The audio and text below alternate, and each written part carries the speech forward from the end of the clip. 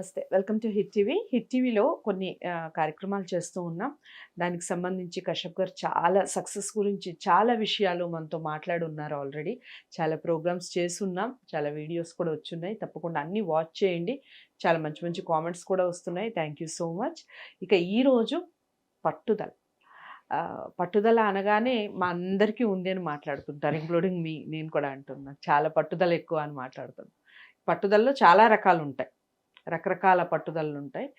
But అసలు పట్టుదల ఉన్నవారు ఎలా ఉంటారు? ఏ స్థాయిలో పట్టుదల ఉంటే విజయం వాళ్ళకి సొంతం అవుతుంది, సక్సెస్ వాళ్ళ తలుపు తడుతుంది. ఈ విషయం గురించి ఈరోజు కశ్యప్ గారితో మాట్లాడే ప్రయత్నం చేద్దాం. Hi sir. హాయ్. సో అసలు సక్సెస్ గురించి మీరు చెప్పే మాటలు వింటూ ఉంటే నిజంగా చెప్తున్నాను, నేను చాలా ఇంప్రెస్ అయిపోతున్నాను. రోజు రోజుకి దాన్ని ఏమంటారు, ఒక డివోటీస్ అంటారు కదా, అలా తయారైపోతామేమో ఫైనల్లీ. సో ఇక ఫైనల్గా చాలామంది పట్టుదల గురించి మాట్లాడుతూ ఉంటారు. లైక్ ప్రతి విషయంలో నాకు పట్టుదల ఎక్కువ అంటారు. నేను కూడా మాట్లాడతాను ఈ విషయం, ఈ పర్టికులర్ టాపిక్ అయితే నాకు చాలా పట్టుదల ఎక్కువ అండి. అంటే నా పట్టుదల ఎలాంటిదో నేను చెప్తాను. నేను ఏదన్నా అనుకుంటాను అనుకోండి, అది right are wrong, what ever it may be, నా మనసు అయితే చెప్పింది కదా, ఐ కెన్ డూ. నేను చేసేస్తాను. ఫెయిలియర్ వచ్చింది అనుకోండి, ఇట్స్ లెసన్, మంచి లెసన్ వచ్చింది కదా అనుకుంటాం. వచ్చింది అనుకోండి, అప్పుడు అందరికీ చెప్తాను. ఫెయిల్యూర్ వస్తే ఎవరికి చెప్పను. ఓకే, ఇది ఫెయిల్ అయింది అనుకుంటాం. సో అలాంటి పట్టుదల ఎక్కువ నాకు ఫ్రమ్ ద బిగినింగ్, చిన్నప్పటి నుంచి. ఇంట్లో మాట్లాడినా, ఇంట్లో అపోజ్ చేసినా నేను మాత్రం చేసే పని చేస్తూ ఉంటాను. సో అలాంటి పట్టుదలలో ఉన్నవాళ్ళు ఉంటారు. పట్టుదలకి రకరకాల డెఫినేషన్లు ఇస్తూ ఉంటారు. వాడికి పట్టుదల పంతం ఎక్కువ అంటూ ఉంటారు. అసలు ఎలాంటి పట్టుదల మన లైఫ్ని ఒక మనల్ని ఒక రోల్ మోడల్ని చేస్తుంది, సక్సెస్ వైపు నడిపిస్తుంది. వండర్ఫుల్. మనం రోల్ మోడల్స్ పెట్టుకొని ఇన్స్పైర్ అవ్వటం ఒక లెవెల్ అయితే, మీరు అడిగే క్వశ్చన్ ఏంటంటే మనల్ని రోల్ మోడల్గా చేసే పట్టుదల ఏంటి? మొండితనం అండి. ఈ వర్డ్ నెగటివ్ కాన్వర్టేషన్లో మనం ఇంతకాలం విన్నాం, కానీ ఆ మొండితనానికి ఉండే శక్తి, దాన్నే పాజిటివ్ వేలో పట్టుదల అంటున్నాం, పర్సివియరెన్స్ అంటున్నాం. ఎవరికడిగా నేను మీకు ఒక ఎగ్జాంపుల్ చెప్తా. అది ఉంటే ఏమవుతుంది, పట్టుదల ఎంతో గొప్పది మనకు తెలుసు, కానీ పట్టుదల మనల్ని ఎంత దూరం తీసుకోబోగలదు అనేది నేను మీకు ఒక ఎగ్జాంపుల్ చెప్తా. ఇప్పుడు మీరు గోల్ పెట్టుకున్నారు, చాలా పట్టుదలతో ఉన్నారు. ఎవరికడిగా మీ గోల్ మీరు ఒక 6 నెలల్లో రీచ్ అవుదాం అనుకున్నారు, సంవత్సరం పట్టింది. పట్టుదలతో ఉండొచ్చా? కొద్దో గొప్ప ఉండొచ్చు. 2 ఏళ్ళు అయితే కొంచెం డౌట్ఫుల్ వస్తుంది. 3 ఏళ్ళు అయితే చాలా అనిపిస్తుంది. 4 ఏళ్ళు అయితే మన వల్ల కాదనిపిస్తుంది. కానీ ఒక వ్యక్తి తన గోల్ రీచ్ అవ్వటానికి తనకి 2 కాదు, 3 కాదు, 4 కాదు, 22 సంవత్సరాలు పట్టింది. 22 సంవత్సరాలలో 20 సంవత్సరాలు తన చుట్టుపక్కల ఒక వ్యక్తి కూడా, కనీసం ఒక వ్యక్తి కూడా, ఇంట్లో తన కన్న తండ్రి కూడా సపోర్ట్ చేయలా. ఒక్కడే ఏకాకిగా తన గోల్ రీచ్ అవ్వాల్సిందే, సాధించాల్సిందే అని పట్టుదలతో నించొని సాధించిన వ్యక్తి కదా ఇది. 22 సంవత్సరాలండి. నేను ఈ స్టోరీ విన్నప్పుడు కరెక్ట్గా నా వయసు 22 ఏళ్ళప్పుడు. స్టోరీ ఏంటంటే, ట్రూ స్టోరీ ఏంటంటే, ఇప్పుడు నార్మల్గా మనకు దాహం అయితే ఏం చేస్తాం? చాలా సింపుల్గా బిందెలో ఉంటే ముంచుకొని తాగుతాం, ఫిల్టర్లో ఉంటే పట్టుకొని తాగుతాం, లేకపోతే రోడ్డు మీద ఉంటే 10 రూపాయలు 20 రూపాయలు ఇచ్చి కొనుక్కొని తాగుతాం. కానీ ఒకప్పుడు గెహలోర్ అనే ఒక విలేజ్లో, బీహార్లో గెహలోర్ అనే విలేజ్లో ఒకప్పుడు పరిస్థితి ఏంటంటే, వాళ్ళు మంచినీళ్ళు తాగాలి అంటే వాళ్ళున్న విలేజ్లో మంచినీళ్ళు దొరికేవి కావు. గెహలోర్ అనే ప్రాంతం ఇక్కడ ఉండేది, వజీర్గంజ్ అని ఇంకో ప్రాంతం ఇక్కడ ఉండేది. గెహలోర్ వాళ్ళకి ఏం కావాలన్నా, మంచినీళ్ళైనా, ప్రాథమిక సదుపాయాలు అంటాం కదా, హెల్త్ అయినా, గవర్నమెంట్ స్కూల్ అయినా వజీర్గంజ్కు పోవాలి. కశ్యప్ పోవచ్చుగా, ప్రాబ్లం ఏంటి? పొయ్యి రావటానికి 140 కిలోమీటర్లు డిస్టెన్స్ ఉంది. 70 కిలోమీటర్లు పోను, 70 కిలోమీటర్లు రాను. ఎందుకు అంత డిస్టెన్స్? ఎందుకంటే ఈ 2 విలేజెస్ని ఒక పెద్ద 350-360 అడుగుల పెద్ద పర్వతం సెపరేట్ చేస్తుంది. నా ఈ గెహలోర్ నుంచి ఇక్కడ వజీర్గంజ్ మధ్యలో పెద్ద పర్వతం. There are 2 ways. ఒకటి ఈ చుట్టూ తిరిగి వెళ్ళాలి, బై రోడ్ వెళ్ళాలి అంటే పోను 70 కిలోమీటర్లు అప్రాక్సిమేట్గా, రాన్ 70 కిలోమీటర్లు, 140 కిలోమీటర్లు. దేనికి? మంచినీళ్ళు తెచ్చుకోవడానికి. సో వీళ్ళు ఏం చేసేవాళ్ళంటే ఇంత ట్రావెల్ బదులు పొద్దున్నే సూర్యోదయానికి కొండెక్కేవాళ్ళు.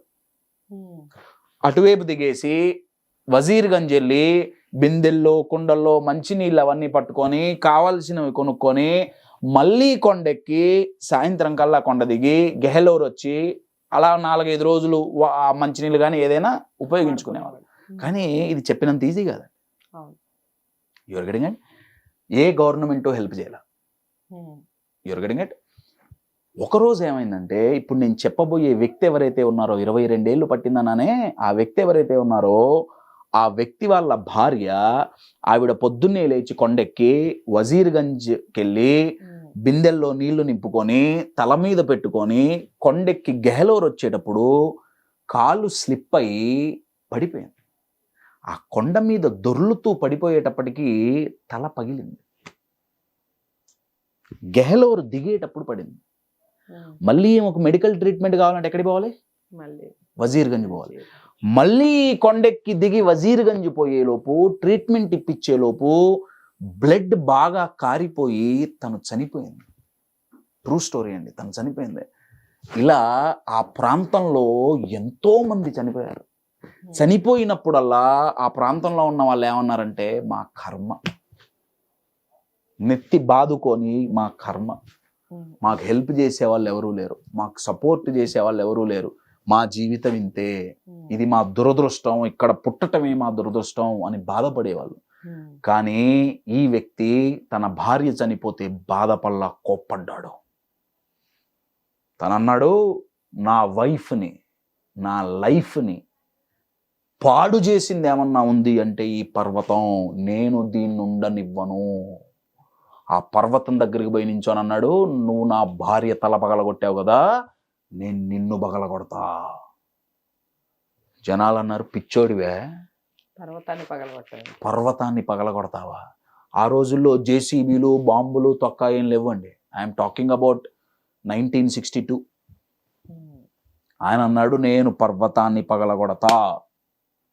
ఒక్కడే, ఎవ్వరి సపోర్టు లేకుండా ఒక సుత్తి, ఒక గుణపం, ఒక పార, ఒక తాడు పట్టుకొని పొద్దున్నే సూర్యోదయానికి పర్వతం ఎక్కేవాడు. ఎక్కి పగలగొట్టాడు. రోజుకు కొంచెం, రోజుకు కొంచెం, రోజుకు కొంచెం, రోజుకు కొంచెం ఆ పర్వతాన్ని మధ్యలో బద్దలుగా పగలగొట్టి, ఇంకా లిటరల్గా చెప్పాలంటే చీల్చేశాడు. పర్వతాన్ని చీల్చేసి మధ్యలో ఒక కొత్త రహదారి నిర్మించాడు. ఇప్పుడు డిస్టెన్స్ 3 కిలోమీటర్లు కూడా లేదు. కానీ ఇది చెయ్యటానికి ఆ వ్యక్తికి 22 సంవత్సరాలు పట్టింది. నా క్వశ్చన్ ఏంటంటే మీ గోల్ రీచ్ అవ్వటానికి 22 సంవత్సరాలు పడితే పట్టుదలతో నించోగలుగుతామా? ఆ వ్యక్తి నించున్నాడు. ఆ వ్యక్తి ఇంకెవరో కాదు, మీకు స్క్రీన్ మీద ఫోటో కనబడుతుంది. The mountain man of India, one of my favorite human beings and favorite stories, one and only Dashrath Manjhi. ఆయన పేరు దశరథ్ మాంజీ. మీకు స్క్రీన్ మీద ఫోటో కనపడుతుంది చూడండి. ఆ మౌంటైన్ కూడా చూపిస్తారు మీకు స్క్రీన్ మీద. అంతకుముందు ఎలా ఉండేది, ఇప్పుడు పగలగొడితే ఎలా ఉంది. జస్ట్ ఇమాజిన్ అండి, 22 ఏళ్ళు. ఏం చేశాడు ఆయన? పర్వతం పగలగొట్టాడు. కొన్ని నెలల తర్వాత మొదలుపెట్టి 1962లో మొదలు పెడితే 84లో కంప్లీట్ అయింది. ఒక 6 నెలలు 7 నెలలు గడిచిన తర్వాత స్ప్రెడ్ అయింది న్యూస్ అంతా. దశరథ్ మాంజీట పర్వతం పగలగొడుతున్నట్ట. ఎవరు మోటివేట్ చేయాల, తనని ఎవరు ఇన్స్పైర్ చేయాల. సాయంత్రం పగలగొట్టి ఇంటికి వెళ్తుంటే ఆ విలేజ్లో సర్పంచ్ దగ్గర నుంచి పిల్లగాళ్ళ వరకు అందరు లైన్లో నించునేవాళ్ళు. నించోని రాళ్ళు తీసుకొని ఆయన్ని కొట్టారు. పిచ్చోడు వెళ్తున్నాడు, పర్వతాన్ని పగలగొడతాట. పత్ని మరగయాతో పాగల్ హోగయా.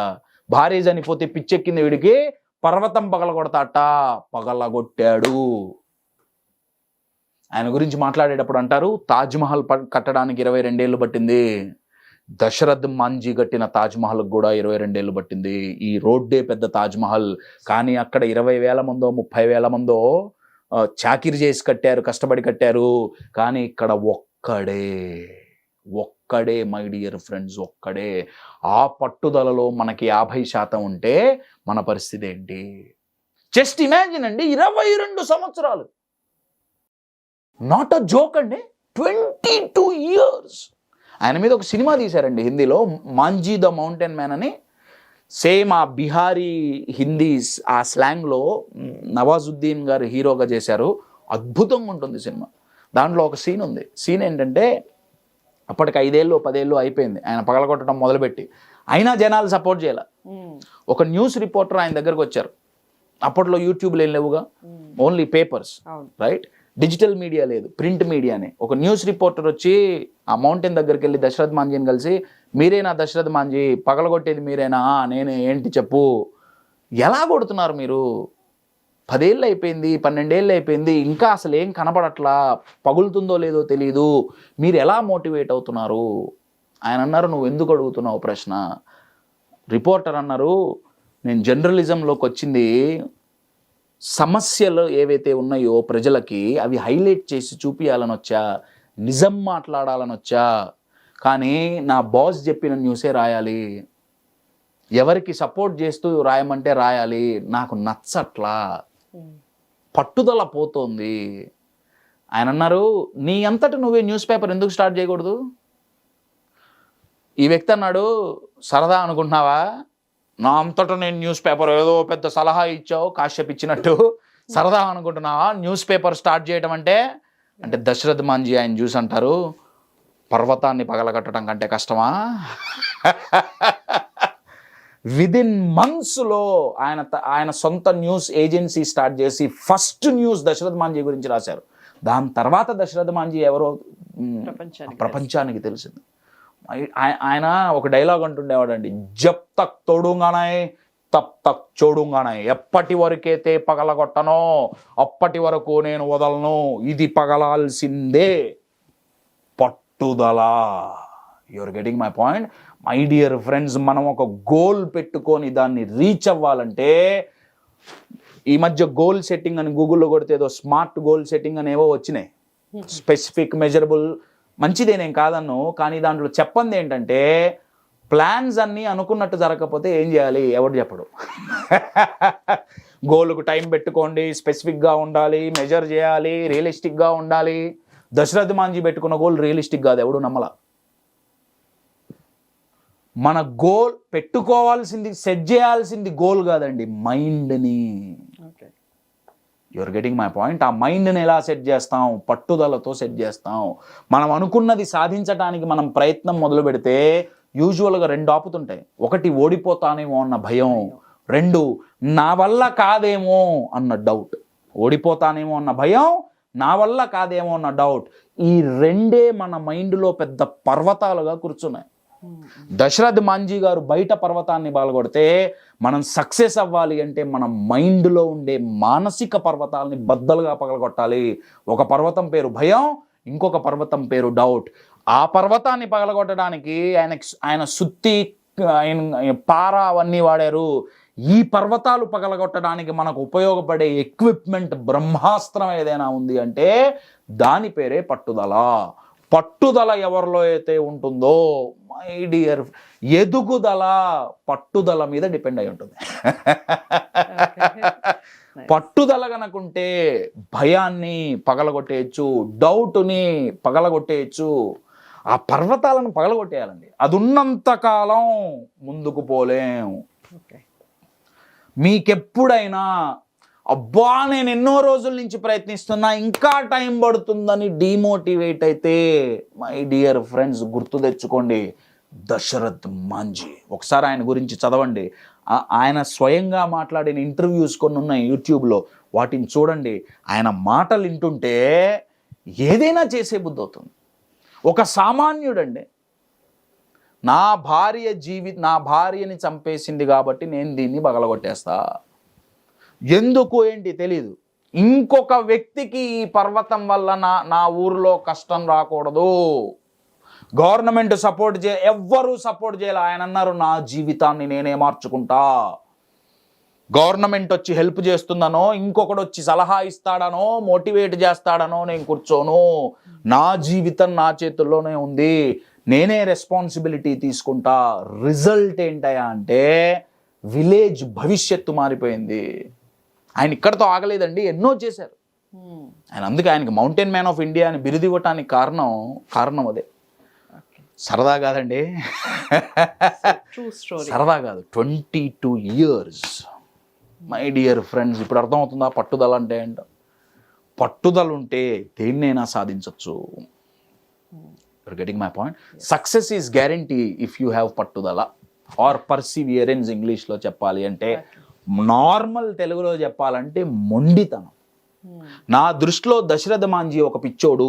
He's mad, MAD. He is motivated and devoted. Become mad. Hit TV app ని డౌన్లోడ్ చేసుకోండి. ఇందులో short news, live news, entertainment movies అన్ని అవైలబుల్ గా ఉన్నాయి. Please download Hit TV app. Hit TV app. Hit TV యాప్ని ఫ్రీగా డౌన్లోడ్ చేసుకోండి.